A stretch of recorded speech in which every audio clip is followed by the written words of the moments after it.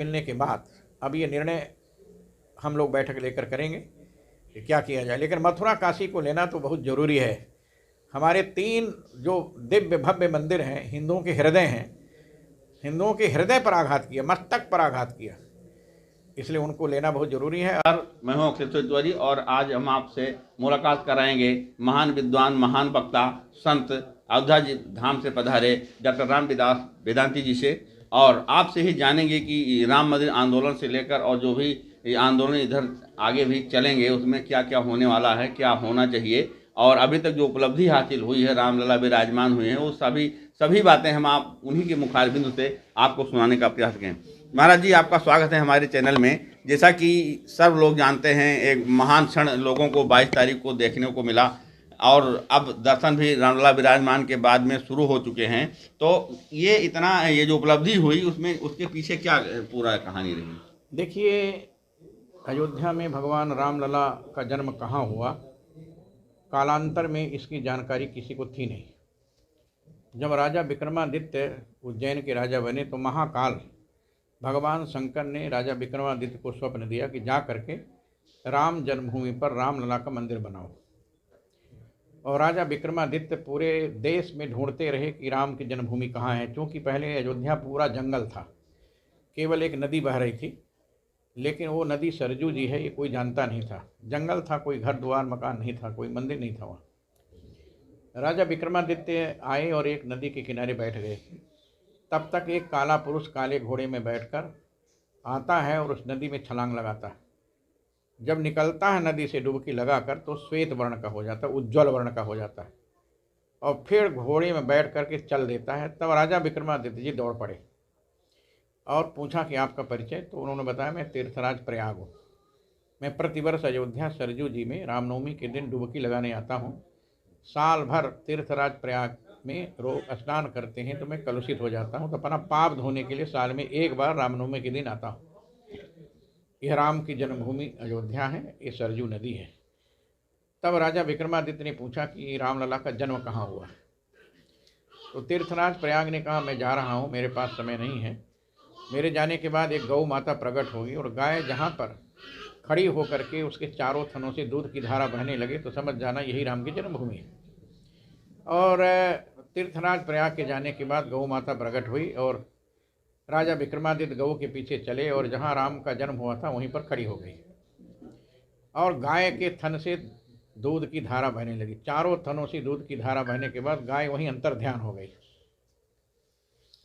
तब राजा विक्रमादित्य ने उसी जगह पर 84 कसौटी के खंभे पर 84 लाख योनि से मुक्ति के लिए विश्व का सबसे दिव्य भव्य अलौकिक मंदिर बनाया था, जो इतना ऊंचा मंदिर था कि वो मंदिर लखनऊ से दिखाई देता था।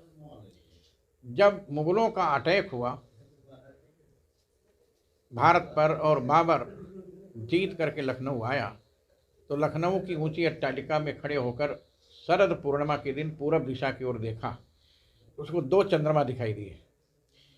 उसको देखकर अपने सिपा सालार मीर बाकी से पूछा कि मैंने सब जगह एक चंद्रमा देखा था, एक ऐसा लखनऊ है कि यहाँ 2 चंद्रमा दिखाई देते हैं पूरब की ओर।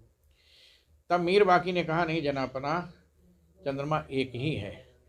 पूछा, ये दूसरा कहाँ दिखाई दे रहा? कहा, ये राम जन्मभूमि के शिखर पर लगा हुआ चंद्रकांता मणि है, जो चंद्रमा से भी दूना प्रकाश दे रहा था। तब बाबर ने कहा, जाओ मंदिर को तोड़कर और उस चंद्रकांता मणि को लाओ। 10,000 सेना दिया, लेकिन अयोध्या के आसपास के लोगों ने 10,000 सेना को भगा दिया। इस प्रकार 76 बार लड़ाई हुई, जिसमें हसवर स्टेट की रानी जयराज कुमारी 10,000 महिलाओं की सेना को लेकर के भी बाबर की सेना का सामना किया, वो भी शहीद हो गई। और 76 बार की लड़ाई में लगभग 5 लाख हिंदू मारे गए। हमारा इतिहास बताता है कि हिंदुओं के खून का गारा बनाकर बाबर ने 3 गुम्बद तैयार किया, जिसमें 14 कसौटी खंभे नहीं ले जा पाया। 14 कसौटी के खंभे में ही उसने 3 गुम्बद तैयार किया था।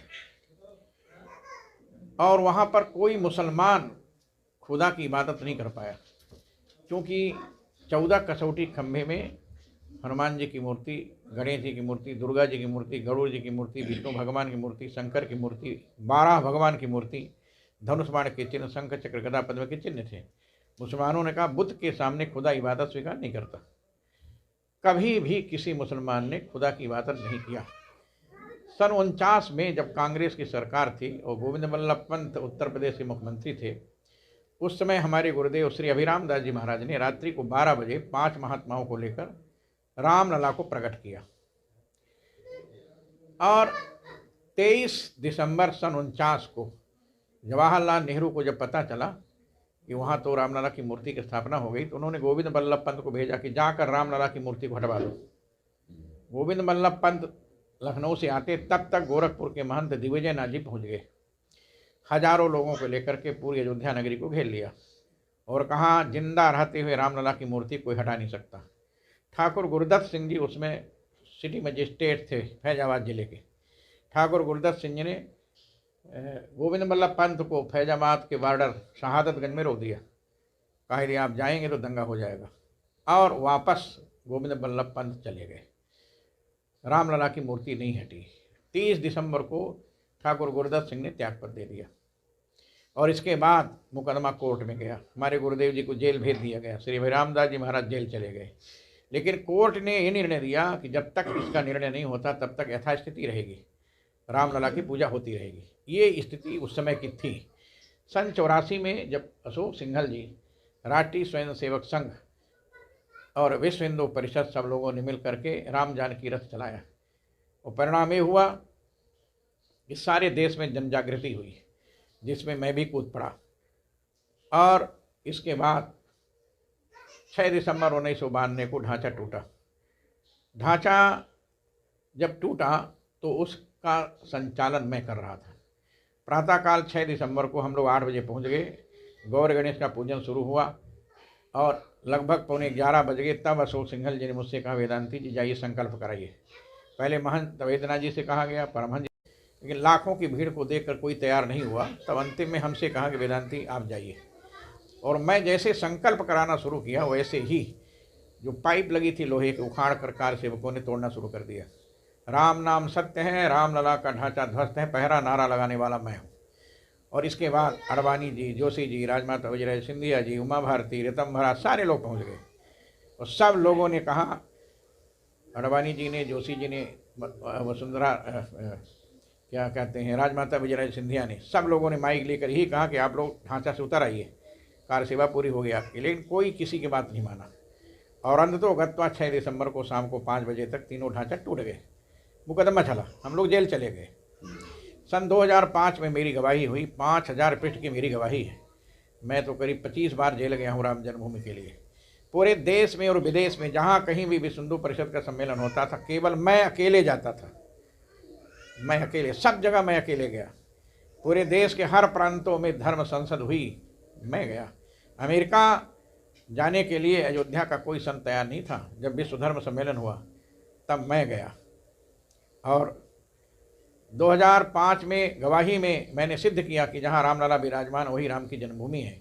और वाल्मीकि रामायण के आधार पर जब जज साहब ने मुझसे पूछा वेदांती जी क्या प्रमाण है कि रामलला का जन्म वहाँ हुआ है, तब मैंने वाल्मीकि रामायण का प्रमाण दिया था कि वाल्मीकि रामायण में लिखा है, कोसलो नाम मुदित स्फीतो जनपदो महान निविष्ट सरयू तीरे प्रभुत धनधान्यमान अयोध्या नाम नगरी तत्रासीन लोक विश्रुता मनुना मानवेंद्र ने यापुरी निर्मिता स्वयं मायता 10 द्वैच योजनानी महापुरी श्रीमती त्रिणी विस्तीर्णा सुविभक्त महापथा। इसकी व्याख्या पूज्य करपात्री जी महाराज ने रामायण मीमांसा में किया है। सतयुग, त्रेता, द्वापर और कलियुग की गणना करके बताया कि 1,81,60,65 वर्ष पहले रामलला का जन्म हुआ था। तब से वहाँ पर हमारे रामलला का मंदिर है। हमने जफर याब जिलानी बाबरी मस्जिद एक्शन कमेटी को वकील से पूछा था कि बोलो ये तुम्हारी मस्जिद कब से है, तो जफर याब जिलानी ने कहा था कि 1528 में बाबर ने मंदिर को तोड़ करके मस्जिद का निर्माण कराया था। हमने कहा जज साहब नोट कीजिए, मंदिर को तोड़कर मस्जिद बनाई गई। क्या इनके कुरान में लिखा हुआ है? क्या दुनिया के किसी भी मस्जिद में हिंदू देवी देवताओं की मूर्तियां हैं? और यदि दिखा दें तो मैं राम जन्मभूमि न्यास का सदस्य होने के नाते कह दूंगा ये मंदिर नहीं है। 5 दिन का समय लेकर जब जफर याब जिलानी आए तो उन्होंने कहा मैं दुनिया के नक्शे में, इंटरनेट में और दुनिया के इमामों से बात करके पूछा तो पता चला कि दुनिया के किसी मस्जिद में देवी देवताओं की मूर्ति नहीं होती, क्योंकि देवी देवताओं को कुरान में बुत कहा गया है। बुत के सामने खुदा इबादत स्वीकार नहीं करता। इसे आज तक राम जन्मभूमि पर किसी ने नमाज नहीं पढ़ा, अजान नहीं किया, कुरान नहीं पढ़ा। इसलिए राम की जन्मभूमि है, ये मैंने सिद्ध किया था। और वाल्मीकि रामायण को के प्रमाण को हमारे वकील श्री दक्षिण भारत के विद्वान वकील ने मेरा नाम लेकर के दिया बयान। वाल्मीकि रामायण का प्रमाण वेदांती जी ने दिया है। इस आधार पर जहाँ रामलला विराजमान वही राम की जन्मभूमि है। और 5 जजों ने 9 नवंबर 2019 को निर्णय दे दिया कि जहाँ रामलला विराजमान वही राम की जन्मभूमि है। और सुप्रीम कोर्ट के निर्णय के आधार पर हमारे देश के माननीय प्रधानमंत्री नरेंद्र मोदी जी ने 5 अगस्त 2020 को राम जन्मभूमि का भूमि पूजन किया, शिलान्यास किया और मंदिर बनकर गर्भगृह तैयार हो गया। 22 जनवरी को भारत के माननीय प्रधानमंत्री जी ने भगवान रामलला की प्राण प्रतिष्ठा किया।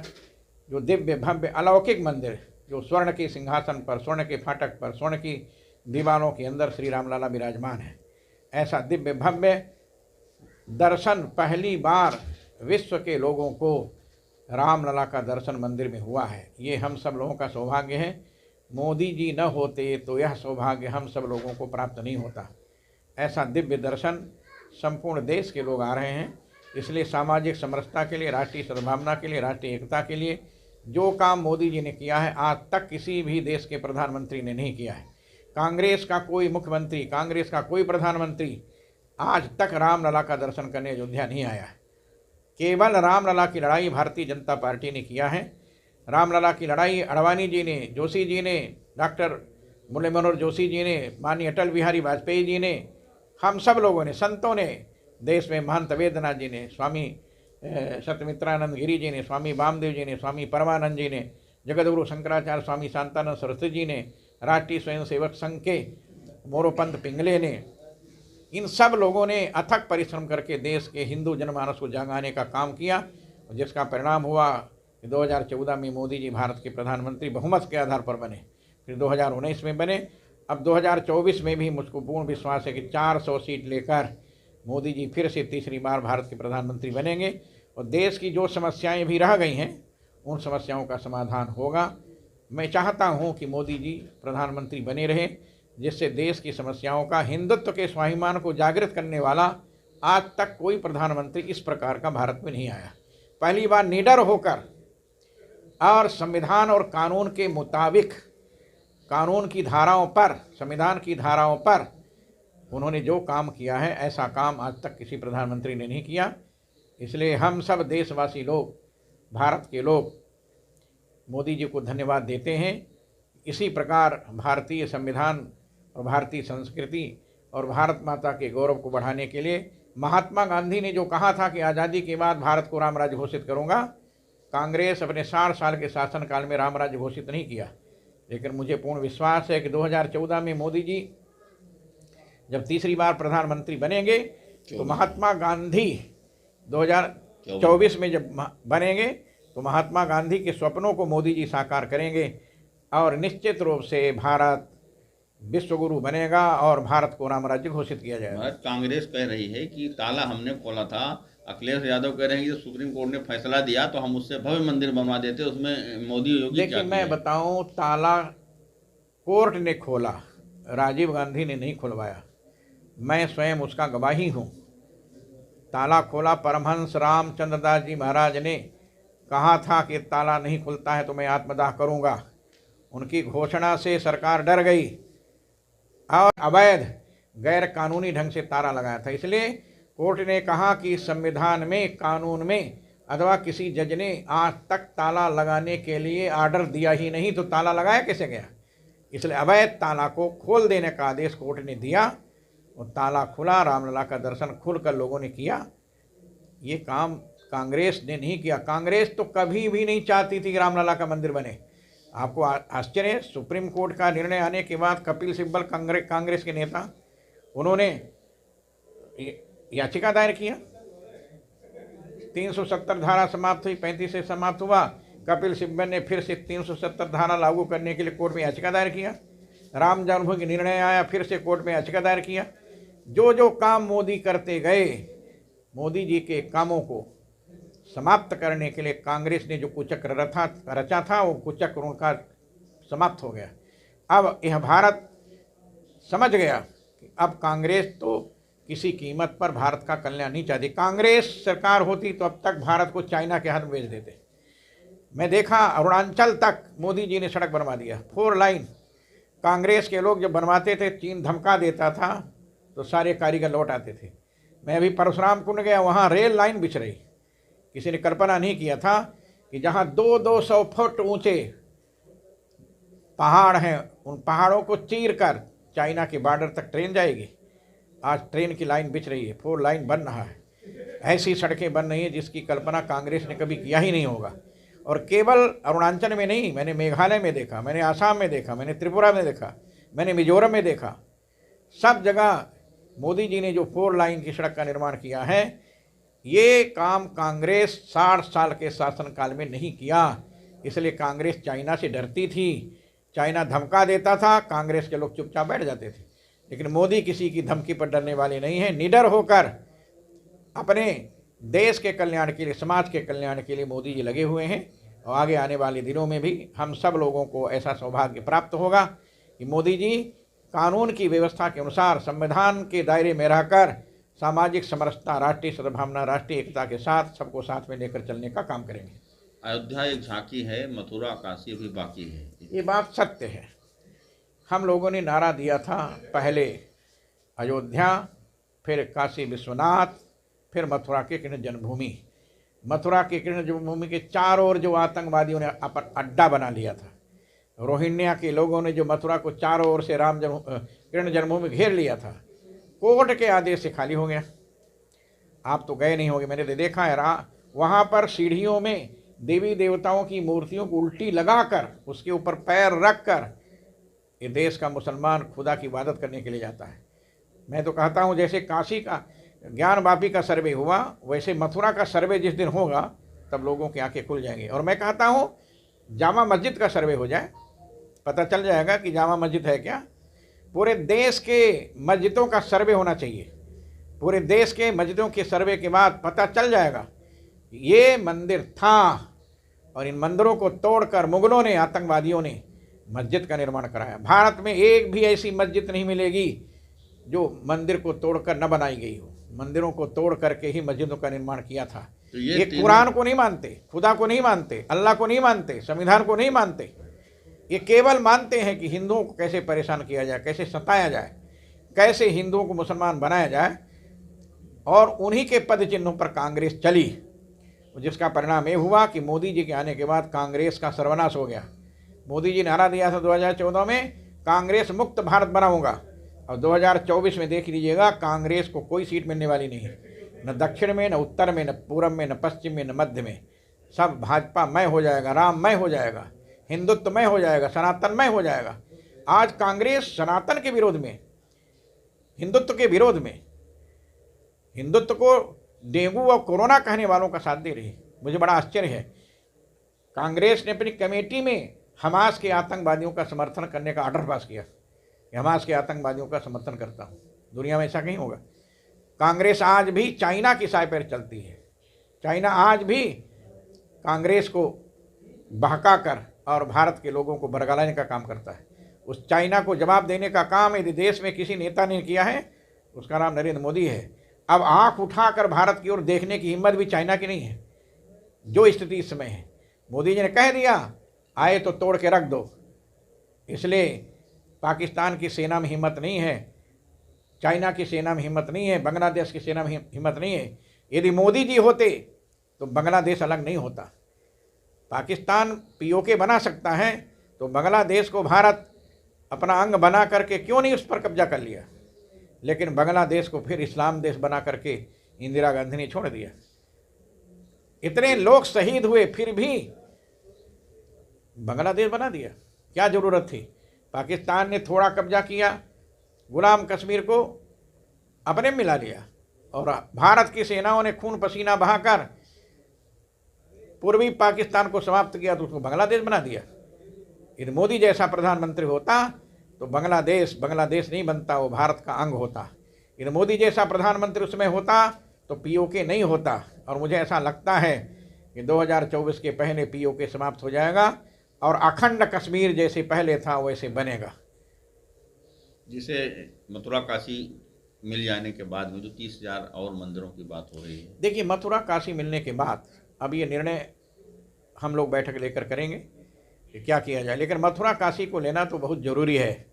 हमारे 3 जो दिव्य भव्य मंदिर हैं, हिंदुओं के हृदय हैं, हिंदुओं के हृदय पर आघात किया, मस्तक पर आघात किया, इसलिए उनको लेना बहुत ज़रूरी है। और मुझको ऐसा लगता है कि कानून सबसे बड़ा है और कानून के हाथ इतने लंबे हैं कि आतंकवादी कुछ भी नहीं कर पाएंगे। और हम इन दोनों मंदिरों को सर्वे कराकर, जैसे ज्ञानवापी को ले लिया, वैसे ही मथुरा के कृष्ण जन्मभूमि को भी सर्वे कराकर कोर्ट के आदेश से फिर से भव्य दिव्य भगवान कृष्ण का मंदिर बनेगा। महाराज जी, आप सुन रहे थे डॉक्टर रामविलास वेदांती जी को, जिसने पूरे बेबाकी के साथ अयोध्या, मथुरा, काशी तीनों पर अपने विचार रखे और आज की जो वर्तमान राजनीति है उस पर भी आपने अपना विचार रखा। और निश्चित रूप से इसमें कोई संदेह नहीं है कि योगी और मोदी की सरकार, ये तो अलग बात है कि कोर्ट ने निर्णय दिया, लेकिन कोर्ट के निर्णय के बाद अगर ऐसी सरकार नहीं होती तो इस प्रकार का भव्य मंदिर निर्माण संभव नहीं था। ये हर कोई मानने के लिए